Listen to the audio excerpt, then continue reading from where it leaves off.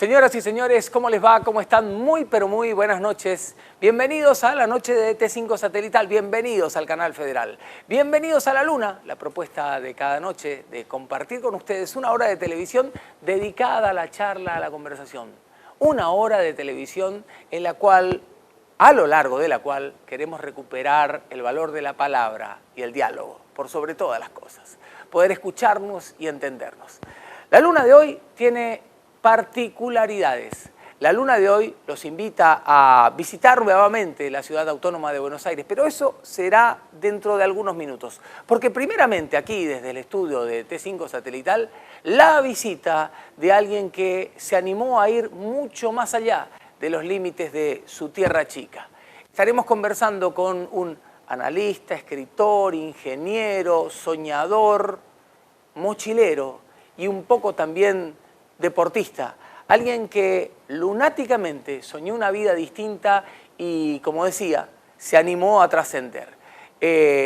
Conversaremos en instantes con Carlos Díaz Calvi y más adelante haremos un poquitito de música charlada con un gran artista, un joven artista, Rubén Casco, desde Buenos Aires. Los invitamos a transitar esta noche, los invitamos a que pisemos juntos la luna.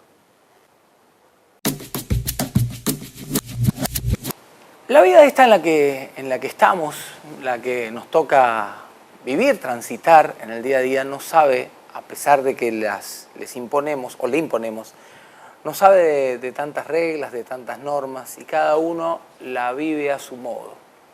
Pero cierto es, salvo para aquellos que puedan entender que hay una reencarnación y vaya a saber qué te pueda tocar en la próxima vida, que la vida es una sola. Y en eso creo que coincidimos y mucho con el invitado, que lejos de pensar en quedarse, entiende que el desafío es ir e ir un poco más allá. Y para ir un poco más allá hay que animarse. Y para animarse creo que hay mucho de saber seguir los sueños, lo que uno se plantea, lo tenga en claro o no desde el primer momento.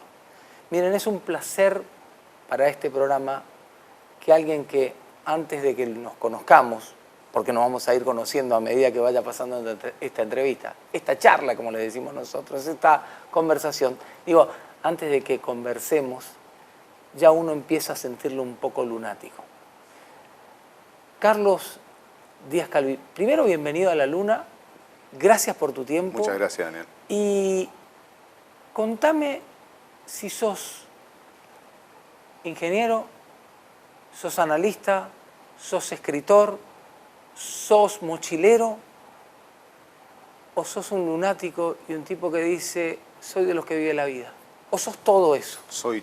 Yo creo que soy todo eso, y me gusta pensar que en la vida tenemos esa obligación de no definirnos, siendo, como vos dijiste, que es una sola, que tenemos que intentar llevarla al máximo. Vivimos solamente una vez, ese es uno de mis conceptos.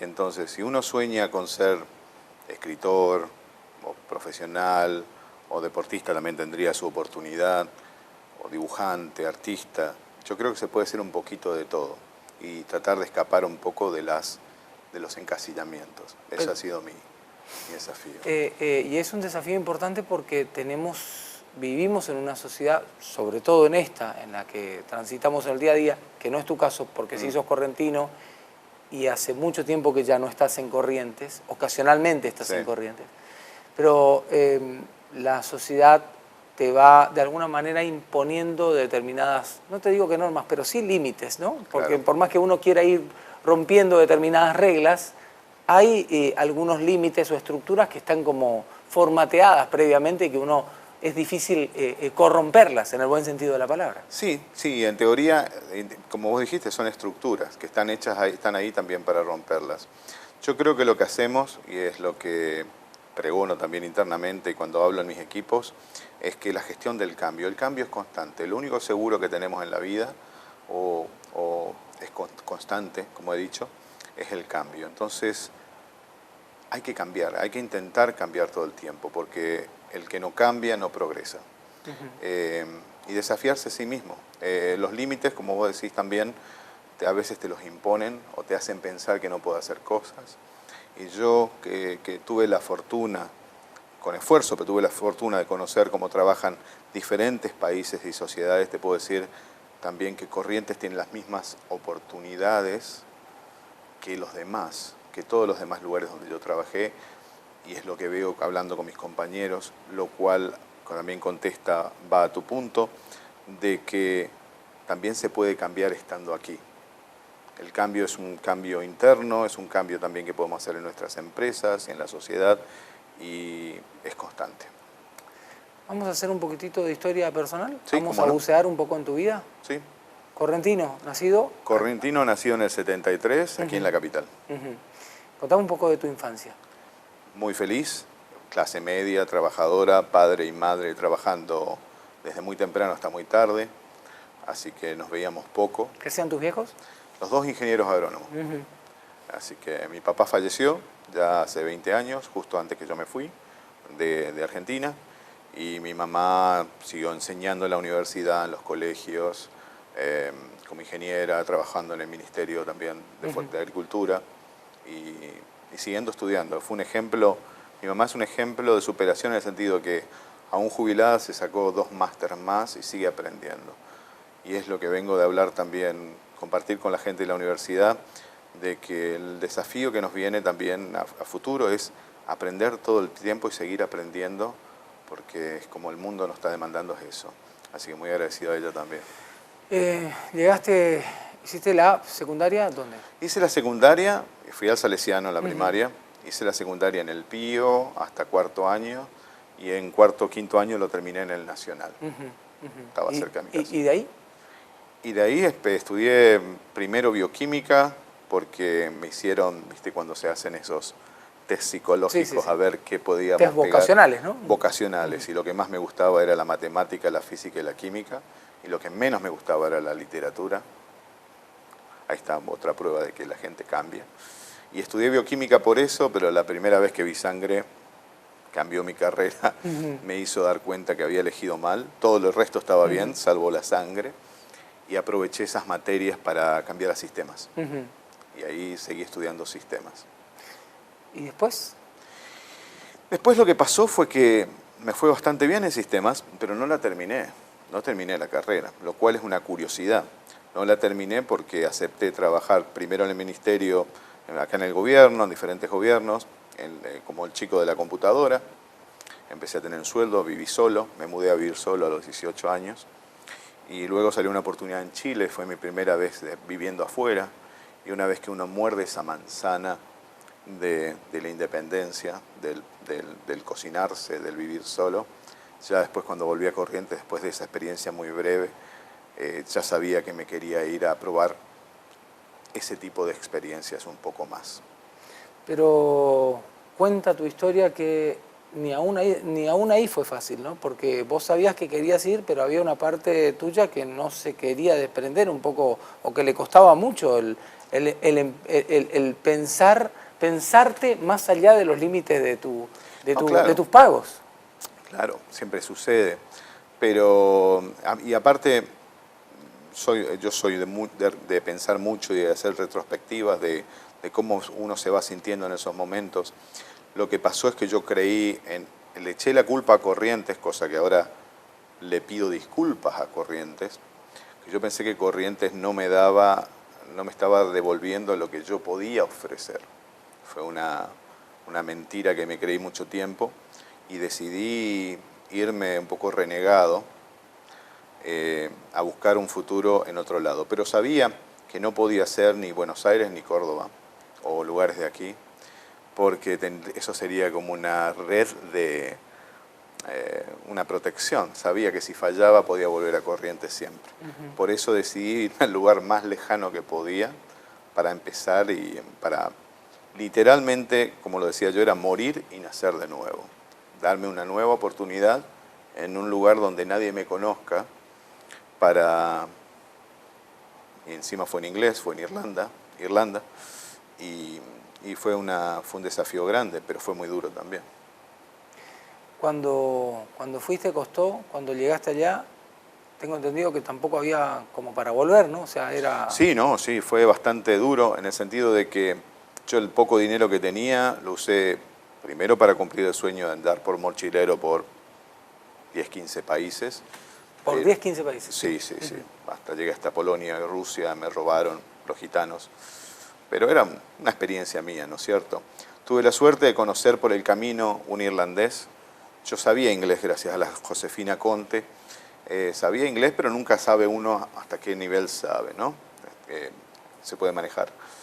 Y ahí un irlandés me dijo, tu inglés es bueno, en vez de buscar trabajo, pues yo pensaba trabajar de mozo o lo que sea, aún faltándome 4 o 5 materias para recibirme de licenciado, bancarme como sea para tener las mismas oportunidades que un español. Pero el irlandés, y yo soy bastante ateo, debo admitir, así que no creo en esas cosas, pero el Irlanda fue una curiosidad que a mí Irlanda es un país que siempre me atrajo por el inglés, y este irlandés me dijo, toma una libra esterlina y probá Irlanda. Bueno, me la quedé con la libra, seguí viajando, llegué a Polonia, me compré un libro para leer en el tren, y era también de Irlanda. Y ahí es donde dije, no es que sea un mensaje, pero hay algo en mí que me mueve al ver esas coincidencias. Y entonces cuando volví a España y sabía que no tenía mucho más dinero para gastar, le dije a mi madre, que era la que veía el saldo de lo que quedaba, me voy a Irlanda, otra vez sin red, sabiendo que no tenía el pasaje de vuelta, me detuvieron. Y ahí empezó mi aventura europea realmente en Irlanda, en el lugar más complicado en ese momento, porque era un país chiquito en el 99. Y ahí es donde empecé mi carrera y por suerte, aunque llegué sin nada prácticamente, a los 3 días estaba trabajando, a los 4 días estaba trabajando de jefe de sistemas. Una cosa que era insoñada, no era ni soñada, yo esperaba empezar de mucho más abajo, pero era tal la necesidad que tenían ellos de gente con experiencia, no con experiencia, con conocimiento, pero y con inglés, que tuve suerte. En esa tuve suerte. Este viaje lo llevó al mochilero que hay en vos de un lugar a otro y después, por estos días, te viniste hacia América de nuevo, ¿no? Hace ya un buen tiempo. Claro, de Irlanda pasé a España, 5 años, estuve 5 años en Irlanda, 5 años en España, en Madrid, Barcelona, otros 5 años ya en Holanda, donde nació mi nena, mi hija, Nicoleta, y ahí salió la oportunidad de ir a Estados Unidos. Acompañado, perdóname, con mi esposa. Se llama Tu esposa también es correntina. Es Cielo Spiller, correntina. Sí, pero ¿se emprendió el mismo viaje o también los caminos se fueron cruzando? Son las coincidencias que tiene la vida. Yo cuando viví en Madrid, ella vivía a una cuadra de mi casa en Madrid y no nos cruzamos, probablemente no nos conocíamos. Pero una vez que vine a Corrientes de visita, después de esas experiencias, la conocí, coincidimos de que habíamos vivido en el mismo barrio durante la misma época y empezamos a este camino juntos. Al poco tiempo volvimos juntos a España y de ahí a Holanda, nos casamos y ahí nació nuestra nena. Y luego de estar 5 años en Holanda, salió la oportunidad de movernos, estaba perdiendo el inglés, bueno, quería probar otra cosa y salió esta posibilidad de ir a Texas. Estoy en Texas. ¿Y Texas? ¿Qué tal? Muy bien, la verdad, rompió todos los... Yo cuando tuve una entrevista por una de las novelas que publiqué hace 10 años me preguntaron, estaba un poquito loco yo también en esa época porque vivía en España y estaban todo esto de la guerra de Irak y yo cuando estuve de mochilero cerca de Turquía traté de entrar a Irak para hacer fotos, parte de la locura que uno tiene, y estaba anti Estados Unidos. Entonces cuando dije en esa entrevista que el último lugar en el mundo que me gustaría conocer era Estados Unidos. Y me tapó la boca. Otra vez más, son de esas cosas que uno aprende cuán equivocado estaba, y aún ahora me pregunto cuán equivocado estoy de tantas otras generalidades que tengo en la vida, ¿no es cierto? Uno aprende mucho. Texas, muy bien, nos recibió con los brazos abiertos, una distancia sideral en lo humano con Holanda, que es un país casi perfecto, pero son mucho más fríos. Los tejanos nos abrieron las puertas de las casas, ni bien nos mudamos, los vecinos golpeaban las puertas con tortas, quizá por curiosidad, quizá por esa amabilidad sureña. La verdad es que se vive muy bien, muy tranquilo y muy diferente por ahí a la idea que uno tiene de lo que es Texas. Ahora, apareció por ahí en el medio de este relato, de esta recorrida por tu historia personal, una de las novelas. ¿Me puedes contar cómo nace el escritor? Porque recién me decías ¿Cómo que nace el en un escritor? test Sí. vocacional Y decía no, y que... aparte no me gustaba, Claro. no me gustaba el curso de literatura. Bueno, lo que pasó fue que estando en Holanda, en Irlanda, empecé a descubrir cosas que normalmente la gente no sabe, de los panfletos de historia, viviendo ahí historias muy interesantes sobre la cultura irlandesa, así como las tenemos en la cultura correntina, especialmente la mitología correntina y las cosas que pasaron por Corrientes. Y me puse a escribir emails muy largos a mis amigos, contándole todos estos detalles, que el muro de Belfast, de los católicos, los protestantes, por qué realmente se pelean, cómo las aceras estaban pintadas de diferente color por el Vaticano y por los británicos, que era muy interesante cómo se odiaban, pero eran hermanos en la misma calle, una cosa muy rara. Y yo empezaba a contar historias y se me hacían más largos. Y en un momento alguien me dijo, ¿por qué no probás novelar estas historias? Y lo que hice fue poner un personaje ficticio en la historia real, que pueda vivir todas estas experiencias. Se llama novela histórica normalmente. Uno respeta todo lo que pasó en la historia, pero le agrega un personaje que interactúa o le toca en suerte que le pasen estas cosas. Pasó que escribí una novela sobre Irlanda, sobre un irlandés que se iba a Escocia y a Holanda. La guardé, no la usé más. La tuve ahí y me puse a escribir otra sobre Turquía, de mis viajes de mochilero, y me fui a vivir 30 días a Turquía, de mochilero también en ese momento. Pues tenía un trabajo que me permitía hacer eso. ¿Qué pasó? Escribí 2 o 3 libros así, novelas, y las dejé. Y es mi esposa, una vez que estábamos hablando, ya acá en Corrientes, cuando la conocí, me dice, son buenas las novelas. Es mi esposa, ¿no? Era mi novia. Y me dice, vamos a presentarlos al concurso, puedo presentarlo al concurso de novela provincial, nacional. Y lo presentó a un concurso nacional de novela, Aerolíneas Argentinas, que el jurado era Ernesto Sábato. Presentó 2 de mis novelas con seudónimo, que nadie sabe quién las escribe cuando está con el seudónimo. Y se presentaron cerca de 300, 400 novelas de todo el país. Y me llaman un día, un mes después, me dicen que mi novela, una de mis novelas, Santiago, fue seleccionada entre las 10 mejores, que tenía que ir a Buenos Aires, al Centro Cultural Borges, que iban a entregar el primer premio. Yo obviamente muy emocionado, llorando, que a alguien le haya gustado lo que había escrito, de no confiar, como le pasa a miles de correntinos y de todo el mundo que escribe. Pero esto quiere decir que le gustó a alguien, y más si fue a Sábato. Y entonces estaba emocionado, llamé a mi gente, y luego me llaman de nuevo y me dicen que la novela fue seleccionada entre las 10 mejores, pero fue la segunda novela también seleccionada entre las 10 mejores. Entonces las 2 novelas que había mandado fueron seleccionadas entre las 10 mejores. Obviamente luego fui y ganó la que tenía que ganar, no fue la mía, pero eso me hizo que las novelas sean publicadas. De ahí vinieron otras novelas que fueron premio Corrientes de novela. Vino un premio Corrientes de literatura, con Pocho Roch ganó le dieron el de música, a mí me dieron de literatura. Y la verdad que es lo que más me llena en la vida, escribir. Tengo 10 novelas publicadas ahora en este momento entre España, Estados Unidos y Latinoamérica. Y ahora estoy escribiendo un poco de no ficción en mi área de management, que es lo que hago para empresas grandes. Pero la ficción es lo que me puede. Ojalá pueda retirarme pronto. No retirarme, pero darle un poquito más de tiempo a la ficción, a las novelas. No vivís de eso, o No, vivís por de eso todo mismo. eso. No, de las novelas lamentablemente es muy difícil vivir. Por eso tengo mucho respeto y tengo muchos amigos artistas aquí, en Corrientes y en España también, que se han sacrificado y es como los músicos también, ¿no? Dejan todo por su pasión. Yo me considero, por un lado, con suerte de que mi profesión me permita vivir de otra cosa y dedicarme a escribir en mis tiempos libres. Me queda la duda de cuán más podría hacer si le podría dedicar 8 o 10 horas por día a escribir.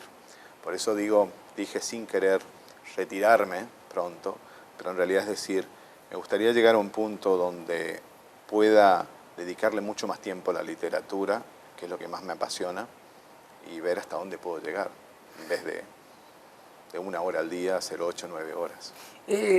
Hoy al menos, Carlos, ese paso que todavía no das y que hablabas de un retiro casi mental, digamos, ¿no? Sí, Porque sí, no sí. es. No se da porque hay otros que también están bajo las alas de este escritor y analista, Claro, claro, obviamente. y al mochilero lo tenemos guardado un El poquitito. mochilero ya pasó a mejor vida, diría yo. Perdón, no, está descansando y muy, muy poquito. Para ser sincero, no tanto. El- Obviamente con una familia, tengo Bela Nicoleta que nació en Holanda, Río Constantino Estejano, mi hijo, con mi señora. eh, Ellos son todo para mí y por lo tanto no puedo hacerlos víctimas de mis pasiones. Está estudiando sus primeros grados, y están viendo bien, yo no puedo arriesgar en este momento todo eso por mi pasión por la literatura, que como se sabe es muy complicada por los porcentajes y además no puedo dedicarme solamente a eso. Pero la pasión, la parte del mochilero sigue viva. Cada vez que vemos una oportunidad de viajar juntos, hemos viajado por todo el mundo juntos, pero siempre de forma muy económica, de mochileros a Japón, a Malasia, a Marruecos con la bebé con 6 meses, y seguimos teniendo eso. ¿Por qué? Porque creo, esa es una experiencia de vida y lo que yo creo que es verdad, es que, como dije, la vida es muy corta, es una sola. No quiero esperar a estar viejo para conocer todos estos lugares. Realmente disfruto conociendo y viviendo estos lugares porque me nutro para la literatura también. Y por suerte mi mujer me acompaña. Y los chicos, gracias a eso, a estos viajes que aún con 2 o 3 años, a Japón, a Marruecos, a Turquía, a Holanda, donde nacieron uno, les hace aprender un poquito. No se nota mucho, pero yo creo que aprenden de estas culturas, aprenden a dormir en cualquier lado y a comer cualquier tipo de comida, y eso a mí me parece que el día de mañana puede ser muy valioso. ¿Cuánto de animarse tiene la vida? Yo creo que todo. Yo creo que vivimos por las estructuras que vos me comentaste al principio, vivimos atados a veces pensamos que son las circunstancias. Pensamos que, por ejemplo, miramos la tele, miramos la película y decimos, bueno, aquí en Corrientes eso no se va a dar, no se va a poder, pero hay que animarse a hacer cosas. Tengo muchos amigos emprendedores aquí en Corrientes que muchos le habrán dicho que no se puede hacer tal o tal cosa o la otra y se han animado. Y como te dije un poquito antes, con ese 5% que uno se anime puede hacer mucha diferencia. El problema es que hay mucha gente que te va a tratar de tirar abajo. Hay mucha gente que si uno le dice que necesita encasillarte para sentirse a veces mejor ellos.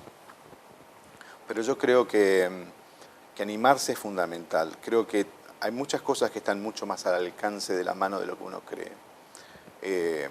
Por ejemplo, lo de viajar. Yo he viajado casi sin nada y he empezado este viaje sin nada, realmente. Y he decidido volver de España cuando volví o de Irlanda sin nada y volver desde Corrientes a aplicar y irme de vuelta. Y cuando empecé a escribir, escribí sin nada, sin curso de escritura. Entonces yo siempre digo que la gente se tiene que animar a tratar de seguir sus sueños. Y está mucho más al alcance de lo que parece. Carlos, hay en vos, y me parece que hay en la gran mayoría de las personas, pero no lo sabe descubrir, muchas vidas en una vida, ¿no? Así es. Mucho para hacer. Así ¿no? es. Volviendo a los encasillamientos y demás, pero digo, Sí, sí, hay sí. realmente mucho que uno no deja que aflore como si hubiese otra oportunidad más adelante. Tal cual. A mí me pasa mucho que pienso, porque me ha tocado, por ejemplo, y doy el ejemplo concreto, mi padre fue un hombre que trabajó muchísimo, trabajó toda su vida y siempre trabajó para darnos todo lo mejor que pudo darnos. Soy un agradecido por su afán y siempre soñó que llegado un día podemos hacer ese viaje o llevarle a mi madre, ese viaje por el Caribe, por Europa y demás, y siempre planeó mucho, pero después se le quedó corta la vida. Yo no quiero que pase eso. Yo creo que podemos vivir esas vidas, podemos ser varias cosas en una vida y tenemos la obligación de hacerlo. También por el ejemplo que damos a nuestros hijos. Yo no quiero que mi hija piense de que por haber nacido en un lugar, el lugar donde vivimos, donde nacimos, no define quiénes somos. Y eso es un mensaje que a mí me gusta darle mucho a los chicos estudiantes acá de Corrientes también. se pueden hacer muchas cosas en Corrientes, se puede escribir en Corrientes, se puede pintar, se puede ser músico, y hay excelentes músicos, excelentes artistas. Yo creo que nos debemos a nosotros mismos tratar de buscar nuestro potencial y hacer muchísimas cosas. Yo llamo Da Vinciar, hacer como Da Vinci, probar a hacer muchas cosas y disfrutarlas, no pensar en qué es lo que van a decir el otro o lo que opine el otro. La verdad de todo es que las personas no les interesa tanto lo que nosotros hacemos. Las personas que pensamos que nos critican o que les importa o que nos van a pensar mal de nosotros, la verdad que cada uno está muy ocupado en tratar de vivir sus vidas, tratar de sobrellevar esto, aún con fachadas, con ese Facebook que parece que es todo maravilloso, como para preocuparse de lo que nosotros realmente pensamos o hacemos. Yo creo que hay que animarse. Creo que las tradiciones o las tradiciones son lindas para verlas como turista, pero me gustaría ver en Corrientes que haya más escritores, más gente tratando de romper los moldes, y yo creo que hay una gran oportunidad con esta generación, con la generación nueva, de que eso pase. En paralelo, Carlos, hay como creo que la palabra es muy amplia, pero permíteme ocuparla, desprecio por el confort de buena parte de la sociedad. Y sin embargo, creo que aquello de que salite del lugar en el que te sentís cómodo, hay gente que verdaderamente tampoco la pasa tan mal, viviendo y disfrutando de una manera en la que estructuró su vida, ¿no? No, exactamente. Digamos, no todo el mundo está preparado para... No es que sea preparado, tampoco lo necesita. Claro. Yo soy, y la verdad, me encanta, tengo una sana envidia por eso cuando lo veo, y me parece que es absolutamente válido. Uno de los ejercicios que hacemos con los equipos de trabajo de gestión es visualizar, es para ver si estamos felices o no con nuestras vidas, cuando miramos las vidas de los demás. Y es visualizar un día perfecto. ¿Cómo sería un día perfecto de nosotros si todo se diera como nosotros queremos? Trabajando, obviamente no hablo de tener una Ferrari o hay gente abanicándonos. Cuando te pones a pensar con quién te despertás a la mañana en ese día perfecto, con quién desayunás, de qué hablas, con quién te juntás, si tenés amigos, quiénes son. Cuando empezás a comparar ese ideal con lo que tenés y te empezás a dar cuenta que lo tenés, que tenés tu familia, que tenés tus hijos, que te despertás con ellos, que tenés buenos amigos, que tenés un trabajo con el que te sentís realizado, y aunque a veces complicado, te da las oportunidades de crecer. No te hace falta nada más. Mi problema fue que a mí no me cerraban esas ideas en diferentes etapas de mi vida.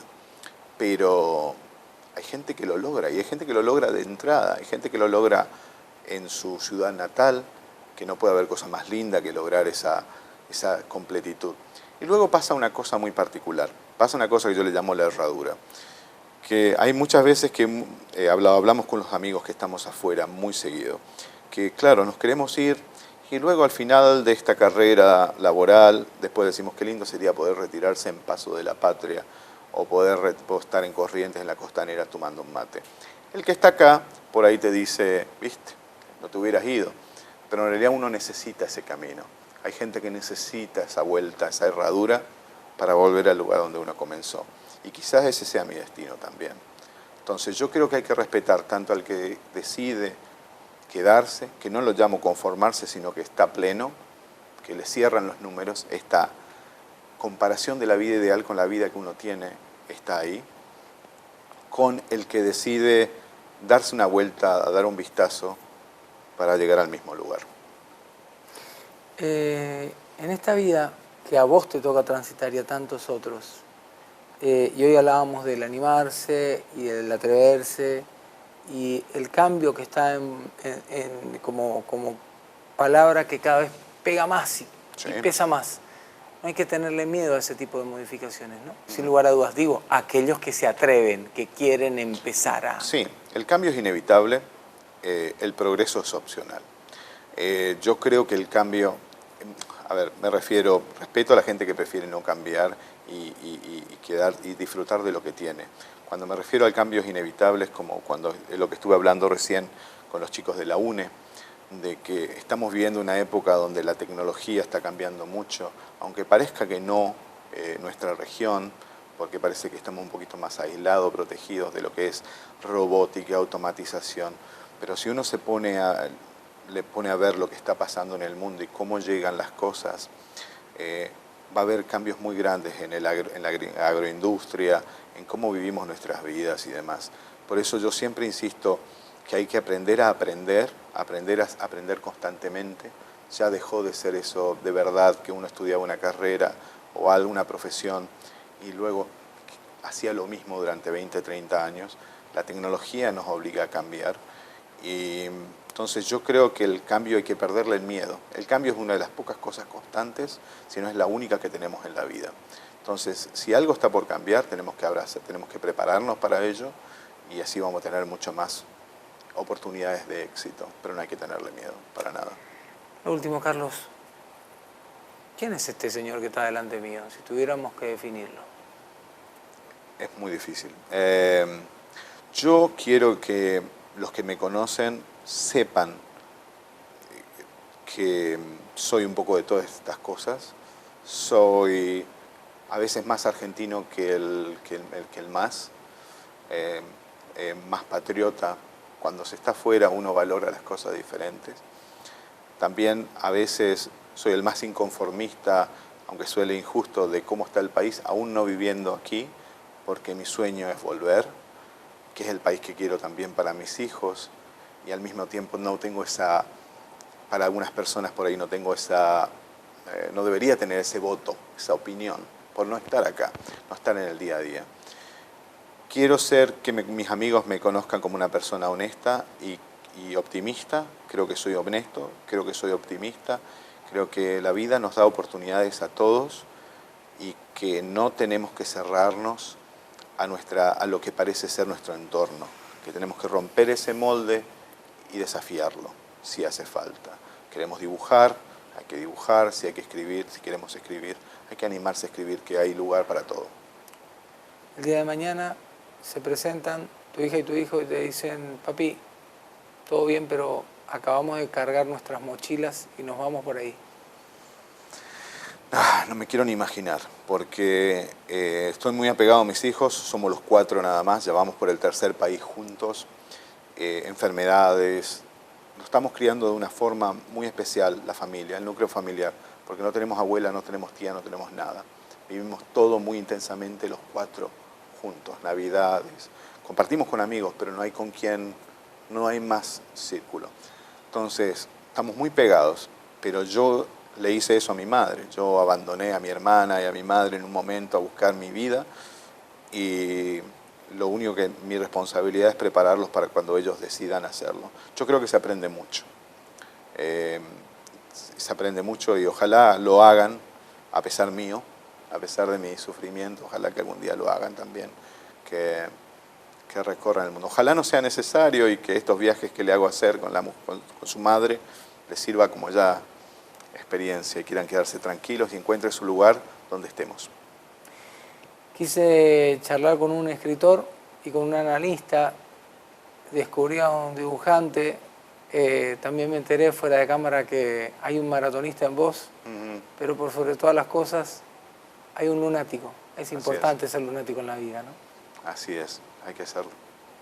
Te agradezco mucho, Daniel. Gracias por el tiempo. Muchas gracias.